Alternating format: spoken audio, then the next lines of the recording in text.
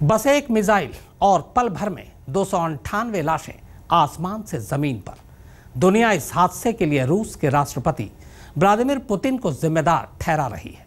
हर किसी का यही मानना है कि इस हादसे का असली गुनहगार अगर कोई है तो वो रूस और पुतिन ही है। मगर कमाल देखिए, एक शख्स ऐसा भी है जो पुतिन को शुक्रिया कह रहा है।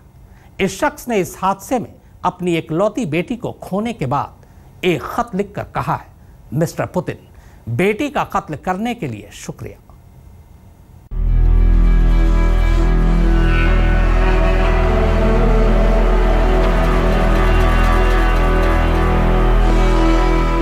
ये भीड़, ये गम, ये गुस्सा और ये टी शर्ट, ये सब बता और जता रहे हैं कि तुम ही हो, तुम ही 298 लोगों की मौत के जिम्मेदार। जी हां, इस टी शर्ट पर तस्वीर रूस के राष्ट्रपति पुतिन की है।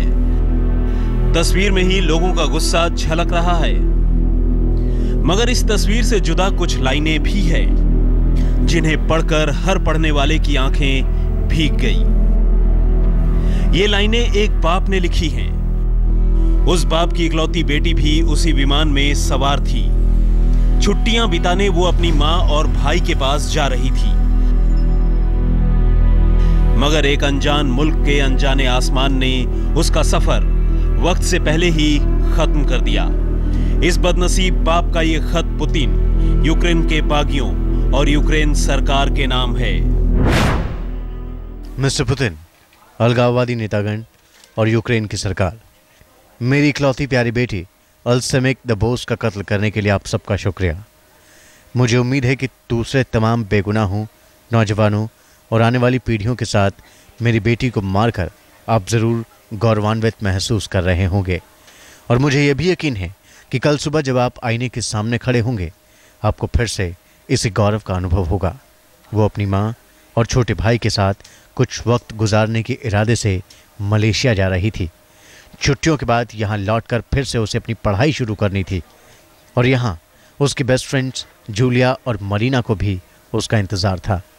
लेकिन एक अनजान मुल्क के आसमान में ज़मीन पर लड़ी जा रही जंग की कीमत उसे चुकानी पड़ी। मुझे उम्मीद है कि आपको ये संदेश मिलेगा, शायद अंग्रेज़ी में अनुवाद के बाद, जिसे शायद आप एक अक्लमंद इंसान होने के नाते समझ पाएंगे। शुक्रिया। मॉन्स्टर, नीदरलैंड से हेंस द बोस्ट, जिसकी दुनिया बर्बाद हो गई। दरअसल नीदरलैंड्स के एक छोटे से गांव मानस्टर के रहने वाले हेंस द बोस्ट ने अपनी 17 साल की बेटी एल्सेमिक द बोस्ट को हवाई हादसे में खोने के बाद गम और गुस्से से भरा यह खत फेसबुक पर पोस्ट किया, जिसे पढ़कर दुनिया भर की आंखें भर आई।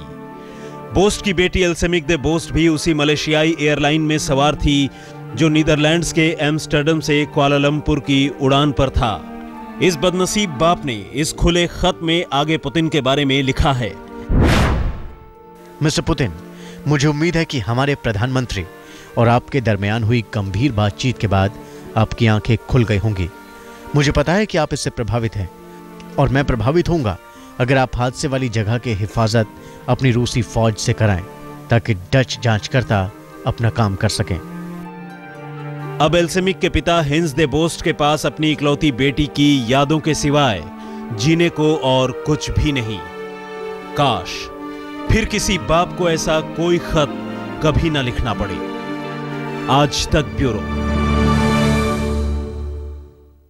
जमीन से 35,000 फीट ऊपर आसमान में 298 मुसाफिर और क्रू मेंबर्स को लेकर मलेशियाई एयरलाइंस का विमान MH17 बेफिक्र उड़ा जा रहा था। ऊंचाई, रफ्तार और मौसम सब कुछ ठीक था कि तभी 35,000 फीट नीचे जमीन पर बैठे कुछ लोगों की नजर उस विमान पर पड़ती है। इसके बाद वो अचानक एक मिसाइल का रुख विमान की तरफ मोड़ देते हैं और मिसाइल दाग देते हैं। 17 जुलाई शाम करीब 5:30 बजे यूक्रेन हवाई सीमा।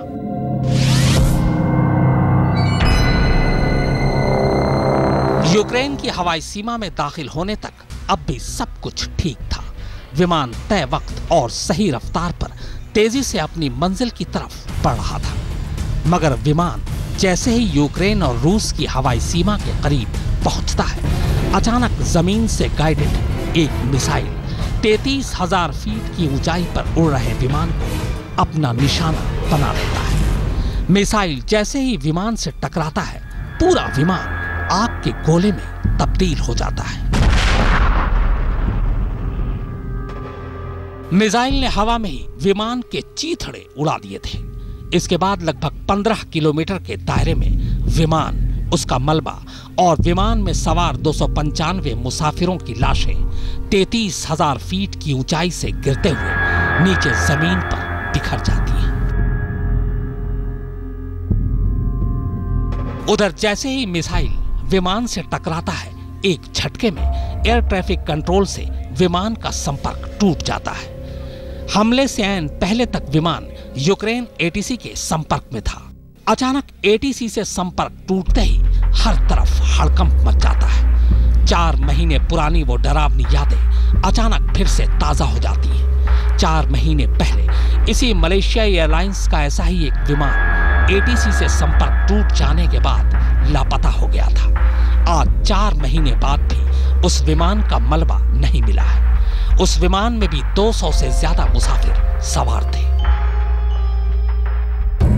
मगर इस विमान के साथ ये रहस्य ज्यादा देर तक छुपा नहीं रह सका, क्योंकि एटीसी से संपर्क टूटने के आधे घंटे के अंदर ही विमान का मलबा और उसकी खबर दोनों सामने आ चुकी थी। बस सामने आना अब कुछ बाकी था, तो वो ये कि आखिर 295 बेगुनाह मुसाफिरों को 33,000 फीट की ऊंचाई पर मार गिराने वाले कौन लोग थे?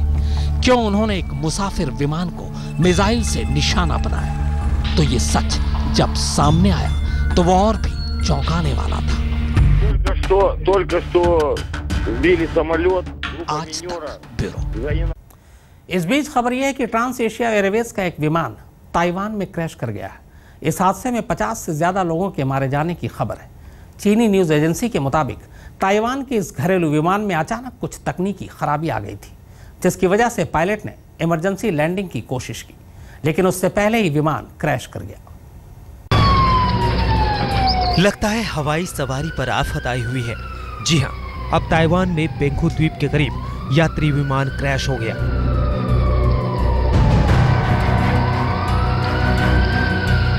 आप अफरा तफरी और मलबे की तस्वीरें देख सकते हैं।